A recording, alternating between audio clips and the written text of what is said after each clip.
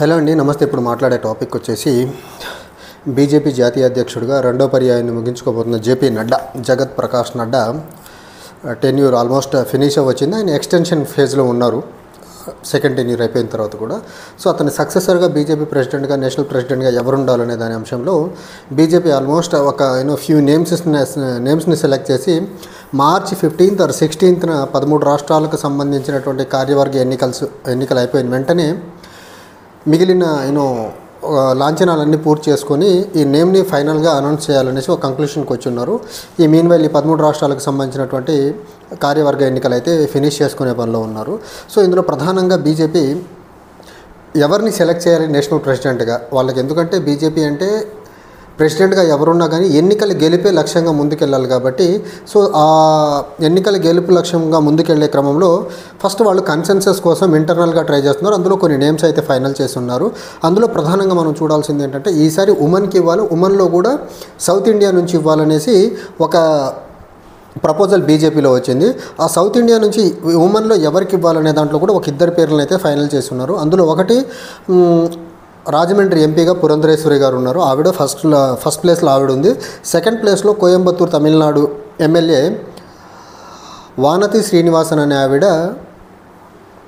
Second లిస్ట్లో ఉన్నారు. So Purandeswari గారిని ఎందుకు చూస్ చేశారంటే 2014 నుంచి బీజేపీలో ఉన్నారు. బీజేపీ ఐడియల్స్ని, బీజేపీ ఐడియాలజీని and BJP top leaders of BJP అందరితో సఖ్యతతో ఉన్నారు కాబట్టి, బీజేపీ అండ్ కమ్యూనికేషన్స్ పరంగా కూడా కొంచెం బెటర్గా ఉన్నారు కాబట్టి ఆవిడని చూస్ చేయాలనే ఒక ఆలోచనతో పురంధరేశ్వరి గారి విషయంలో ఉన్నారు. అండ్ వానతి శ్రీనివాసన్ గారి విషయానికి వచ్చేసరికి ఆర్గనైజేషన్ ఫంక్షనింగ్ పరంగా ఆవిడ చాలా స్ట్రాంగ్గా ఉన్నారు. అండ్ పార్టీ అవుట్ రీచ్ కార్యక్రమాలు ఏవైతే తమిళనాడులో చేస్తుందో ఆ విషయంలో ఆవిడ చాలా అగ్రెసివ్గా, చాలా స్పీడ్గా ఉన్నారు కాబట్టి ఆవిడని చూస్ చేయాలని ఒక ఆలోచనతో ఉన్నారు. ఇవి రెండు కాకుండా ఉమెన్ దట్టు సౌత్ ఇండియాని ఎందుకు చూస్ చేసుకుంటున్నారు? ఆ పురంధరేశ్వరి గారు ఏదో ఓరిటరీ కమ్యూనికేషన్ స్కిల్స్ అని బీజేపీ వాళ్ళతో గొప్పగా బాగుంటున్నారని కాదు కానీ, లేకపోతే వానతి శ్రీనివాసన్ గారు తమిళనాడులో పార్టీ అవుట్ రీచ్ ప్రోగ్రామ్స్ బాగా చేస్తున్నారని కాదు కానీ, ఫస్ట్ ఇప్పటివరకు బీజేపీ పరంగా చూసుకున్నట్లయితే నేషనల్ లెవెల్లో బీజేపీ నేషనల్ ప్రెసిడెంట్గా ఉమెన్ దాదాపు నాకు తెలిసి ఇప్పటివరకు ఎవరు అవ్వలేదు, సబ్జెక్ట్ టు కరెక్షన్ ఈ పర్టికులర్ ఇష్యూ.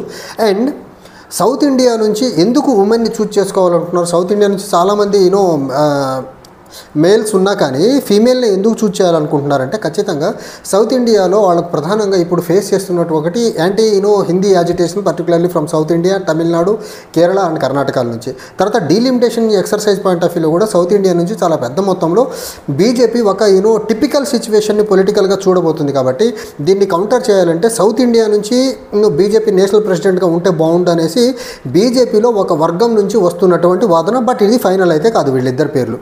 బట్ వీళ్ళిద్దరే కాకుండా బీజేపీ ఆఫీస్ బేరర్లో మరీ ముఖ్యంగా టాప్ ఎండ్ పీపుల్లో ఉన్న వాళ్ళు చెప్పింది ఏంటంటే, బీజేపీ నేషనల్ ప్రెసిడెంట్గా ఎవరిని చూస్ చేసినా between 50 to 70 years age group వాళ్ళు ఉండాలనేసి ఒక బెంచ్ మార్క్ అయితే సెట్ చేసుకొని పెట్టుకున్నారు.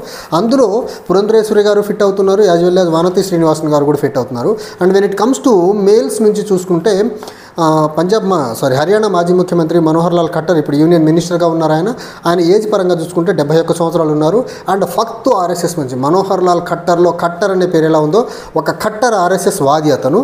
అండ్ ఆయన కూడా అంతే, పెళ్లి పెటాకులు లేకుండా బ్రహ్మచారిగాను సింగిల్గా ఉంటున్నారు, బ్యాచిలర్గా. బ్రహ్మచారి అనేది నాకు తెలియదు ఆయన. సో మనోహర్ లాల్ ఖట్టర్ పేరు కూడా కన్సిడరేషన్లో చాలా సీరియస్గా ఉంది. బికాస్ స్ట్రాంగ్ ఆర్ఎస్ఎస్ మ్యాన్, జీవితం మొత్తం ఆర్ఎస్ఎస్కి ధారపోసిన వ్యక్తి కాబట్టి అతని పేరు ఉంది. బట్ ఆ 50 to 70 years ఏజ్ బ్రాకెట్ ఏదైతే ఉందో దాన్ని కొంచెం కన్సిడర్ చేస్తున్నారు. ఆ 71 years అయినా పర్లేదు, కొంచెం ఫ్లెక్సిబుల్గా వెళ్ళాలనుకుంటే మాత్రం డెఫినెట్గా మనోహర్ లాల్ ఖట్టర్ని అయితే చూస్ చేసేదానికి ఆస్కారం ఉంది. సెకండ్ పర్సన్గా చూసుకున్నట్లయితే ధర్మేంద్ర ప్రధాన్ ఉన్నారు ఒడిషా నుంచి. And he is also pure BJP person. వాళ్ళ ఫాదర్ దగ్గర నుంచి కూడా వీళ్ళు బీజేపీలో ఉన్నారు, ఒరిస్సా నుంచి ఉన్నారు. ఒరిస్సాలో కూడా బీజేపీ అధికారంలోకి వచ్చేదానికి ఈయన పాత్ర చాలా అద్భుతంగా ఉంది. అండ్ సెంట్రల్ లెవెల్లో బీజేపీలో అమిత్ షా యాజ్ వెల్ నరేంద్ర మోదీకి ఒక నమ్మిన బంటు ఇతను. తర్వాత థర్డ్ నేమ్ వచ్చేసి భూపేంద్ర యాదవ్ ఉన్నారు. భూపేంద్ర యాదవ్ ఏజ్ కూడా దగ్గరగా 55 years ఉంది. అండ్ ఈ భూపేంద్ర యాదవ్ని ఉత్తరప్రదేశ్లో యాదవ్ కమ్యూనిటీని మరీ ముఖ్యంగా అఖిలేష్ యాదవ్ యొక్క సమాజ్వాదీ పార్టీని న్యూట్రల్ చేయాలని ఒక ఫ్యాక్టర్ని కన్సిడర్ చేసి బీసీల్లో ఓట్లు చాలా పెద్ద మొత్తంలో దేశవ్యాప్తంగా తీసుకోవాలని ఒక ఆలోచన చేస్తేమని భూపేంద్ర యాదవ్ని తీసుకునేదానికి ఆస్కారం ఉంది. అండ్ ఈ భూపేంద్ర యాదవ్ అనే వ్యక్తి సెంట్రల్ మినిస్టర్గా ఉన్నారు. రీసెంట్గా కంక్లూడ్ అయినటువంటి మహారాష్ట్ర అసెంబ్లీ ఎన్నికల్లో బీజేపీ ఎప్పుడు బ్యాక్ ఫుట్లో ఉండేటువంటి బీజేపీకి ఎప్పుడు అంత మెజారిటీ రానటువంటి విదర్భ ప్రాంతంలో పనిచేసి అక్కడ కూడా బీజేపీకి చాలా ల్యాండ్ స్లైడ్ మెజారిటీ వచ్చే దాంట్లో చాలా కీలక పాత్ర పోషించిన వ్యక్తి భూపేంద్ర యాదవ్. ఎందుకంటే విదర్భ రీజియన్లో ఓబీసీ కమ్యూనిటీ ఎక్కువ ఉంది. ఆ విదర్భ మరాఠవాడ మొత్తంలో ఓబీసీ కమ్యూనిటీ మొత్తాన్ని ఒక తాటిపైకి తీసుకొచ్చి బీజేపీ వైపు తిప్పే దాంట్లో చాలా ప్రామినెంట్ రోల్ ప్లే చేసిన వ్యక్తి భూపేంద్ర యాదవ్. తర్వాత ఫోర్త్ నేమ్ వచ్చేసి వినోద్ తావ్డే అనే అతను ఉన్నారు. అతని ఏజ్ వచ్చేసి 61 years ఉంది. సో ఈ రకంగా ఫీమేల్ నుంచి ఒక ఇద్దరు, మేల్స్ నుంచి ఒక 4 పేరుని అయితే కన్సిడర్ చేస్తున్నారు. బట్ నా పర్సనల్ అండ్ గట్ ఫీలింగ్ ఏంటంటే ఫస్ట్ ప్రయారిటీ వాళ్ళకు ధర్మేంద్ర ప్రధాన్ అయ్యేదానికి ఆస్కారం ఉంది. Second priority will be the Bhupendra Yadav అయ్యేదానికి ఆస్కారం ఉంది. రీజన్ సింపుల్, సౌత్ ఇండియా నుంచి ఫీమేల్ని, సౌత్ ఇండియా నుంచి ఎవరినన్నా చూస్ చేయాలంటే వాళ్ళకి ఫస్ట్ అండ్ ఫార్మోస్ట్ థింగ్ వాళ్ళకి అడ్డొచ్చే అంశం ఏంటి అంటే సౌత్ ఇండియా నుంచి వెళ్ళిన వాళ్ళకి ఫస్ట్ హిందీ అనర్గళంగా మాట్లాడలేరు. హిందీ అనర్గళంగా మాట్లాడకుండా, హిందీలో ప్రాపర్గా కమ్యూనికేట్ చేయకుండా ఉత్తర భారతదేశపు రాష్ట్రాల్లో బీజేపీ యొక్క క్యాంపెయిన్ని ప్రాపర్గా లీడ్ చేసేదానికి ఆస్కారం లేదు. కాబట్టి మరీ ముఖ్యంగా ఇప్పటి నుంచి మొదలు పెట్టుకుంటే బీహార్, అస్సాం, ఉత్తరప్రదేశ్, వెస్ట్ బెంగాల్ లాంటి రాష్ట్రాల్లో ఎన్నికలు ఉన్నాయి. తర్వాత గుజరాత్, మధ్యప్రదేశ్, ఛత్తీస్గఢ్, రాజస్థాన్, పంజాబ్ లాంటి రాష్ట్రాల్లో ఎన్నికలు ఉన్నాయి. తర్వాత హిమాచల్ ప్రదేశ్లో ఎన్నికలు ఉన్నాయి. కాబట్టి ఈ రాష్ట్రాలన్నీ హిందీ ప్రామినెన్స్ ఎక్కువ ఉన్నటువంటి రాష్ట్రాలు. కాబట్టి హిందీ బెల్ట్లో బీజేపీ ప్రామినెన్స్ తగ్గకుండా బీజేపీ యొక్క క్యాంపెయిన్ సక్సెస్ఫుల్గా as a president of the party ముందుకు తీసుకెళ్లాలంటే ఖచ్చితంగా హిందీలో ప్రామినెంట్ స్పీకర్ని చూసుకుని ఉంటారు. సో హిందీలో ప్రామినెంట్ స్పీకర్గా చూసుకుంటే డెఫినెట్గా ధర్మేంద్ర ప్రధాన్ అవ్వచ్చు, భూపేంద్ర యాదవ్, వినోద్ తావ్డే ఆర్ ఖట్టర్ వీళ్ళలో ఎవరో ఒకళ్ళు అయ్యేదానికి ఆస్కారం ఉంది. బట్ పురంధరేశ్వరి గారు కానీ లేకపోతే ఆవిడ వానతి శ్రీనివాసన్ కానీ అయ్యేదానికి ఆస్కారం చాలా చాలా తక్కువ ఉంది.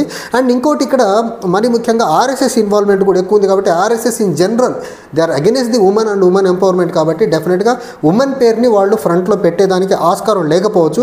ఆర్ఎస్ఎస్ కూడా చాలా డీప్గా ఇన్వాల్వ్ అయింది. ఎవరిని ప్రెసిడెంట్గా ఎలక్ట్ చేస్తే రాబోయే అసెంబ్లీ ఎన్నికల్లో వాళ్ళు ఎంతవరకు వాళ్ళు ప్రభావం చేయగలరు, ఆ community cost and religious combinations కూడా చూసుకుంటారు. కాబట్టి ఆర్ఎస్ఎస్ యొక్క మాట కూడా చాలా పెద్ద మొత్తంలో వీళ్ళు విలువనిస్తారు. కాబట్టి బీజేపీ వాళ్ళు ఫైనల్ కాల్ బీజేపీ పార్టీనే తీసుకున్నా కానీ ఆర్ఎస్ఎస్ చెప్పిన పేరుని మాత్రం వాళ్ళు తప్పకుండా ముందు పెట్టేదానికి ఒక ప్రయారిటీ అయితే ఇస్తారు. అండ్ ఓవరాల్గా మనం చూసుకున్నట్లయితే Dharmendra Pradhan as well as Bhupendra Yadav first and second ప్లేస్లో ఉంటారు. థర్డ్ ప్లేస్లో బీజేపీ కొంచెం ఫ్లెక్సిబుల్గా వెళ్ళి 70 years అయినా పర్లేదు, 70 years ఏజ్ దాటినా పర్లేదు, 71లో మనోహర్ లాల్ ఖట్టర్ ఉన్నారు. కాబట్టి మనోహర్ లాల్ ఖట్టర్ని తీసుకొచ్చి నేను నేషనల్ ప్రెసిడెంట్ని చేసిన ఆశ్చర్యపోయిన అవసరం. ఎందుకంటే జీవితం మొత్తం ఆర్ఎస్ఎస్ కోసం, ఆర్ఎస్ఎస్తో మిళితమై నడిచినటువంటి వ్యక్తి. కాబట్టి మనోహర్ లాల్ ఖట్టర్ అనే ఆప్షన్ని కూడా మనం రూల్ అవుట్ చేసేదానికి ఆస్కారం లేదు. బట్ ఫస్ట్ అండ్ సెకండ్గా మాత్రం one will be the Dharmendra Pradhan, second will be the Bhupendra Yadav. Bhupendra యాదవ్ని ఇవ్వాలి అనుకుంటే మాత్రం ఉత్తరప్రదేశ్ ఎన్నికల్ని మాత్రం వాళ్ళు ఫస్ట్ కన్సిడరేషన్లో పెట్టుకుంటారు. తర్వాత మధ్యప్రదేశ్ ఎన్నికల్లో చాలా సెకండ్ ఫ్యాక్టర్ వాళ్ళు కన్సిడరేషన్లో పెట్టుకుంటారు. ఎందుకంటే ఈ రెండు రాష్ట్రాల్లో కొంచెం యాదవ్ కమ్యూనిటీ మరి ముఖ్యంగా ఉత్తరప్రదేశ్లో ఎక్కువ ఉంది. కాబట్టి ఆ కమ్యూనిటీని బీజేపీ వైపుకి తిప్పుకోవాలి, అఖిలేష్ యాదవ్ యొక్క ఓట్ బ్యాంక్ని గండి కొట్టాలంటే మాత్రం భూపేంద్ర యాదవ్ని చూజ్ చేసుకుంటారు. లాయల్టీ పరంగా చూసుకుంటే మాత్రం డెఫినెట్గా మనోహర్ లాల్ ఖట్టర్ కానీ ఏజ్ ఫ్యాక్టర్ కాకపోతే లాయల్టీ పరంగా చూసుకుంటే ధర్మేంద్ర ప్రధాన్ కానీ మనోహర్ లాల్ ఖట్టర్ కానీ అయ్యేదానికి ఆస్కారం ఉంది. చూడాలి కొత్త ప్రెసిడెంట్ వచ్చిన తర్వాతన్నా ఈ బీజేపీ యొక్క ఒక వికృతమైన క్రీడలతో చేస్తున్నటువంటి పాలిటిక్స్ ఎలాగో దానికి బ్రేక్ అయితే పడదు. కనీసం కొత్త ప్రెసిడెంట్ వచ్చిన తర్వాత బీజేపీ యొక్క ఈ దొడ్డిదారిలో గెలుస్తున్న విధానానికి గండిపడి బీజేపీ యొక్క ప్రామినెన్స్ని నేషనల్ లెవెల్లో తగ్గితే బాగుంటుందని అయితే నేను మనస్ఫూర్తిగా కోరుకుంటున్నాను. ఎందుకంటే బీజేపీ ఎన్నికల్లో గెలిచే కొద్దీ భారతదేశం యొక్క ఆర్థిక వ్యవస్థ దరిద్రమైన దీనమైన స్థితికి వెళ్తూ ఉంది.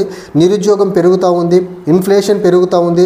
దేశం యొక్క ఆర్థిక పరపతి, దేశం యొక్క డిప్లొమాటిక్ పరపతి ఇంటర్నేషనల్లీ చాలా దయనీయంగా పడిపోతుంది. కాబట్టి బీజేపీ మనస్ఫూర్తిగా గెలవద్దు దేశంలోని చాలా బలంగా కోరుకుంటాను నేను.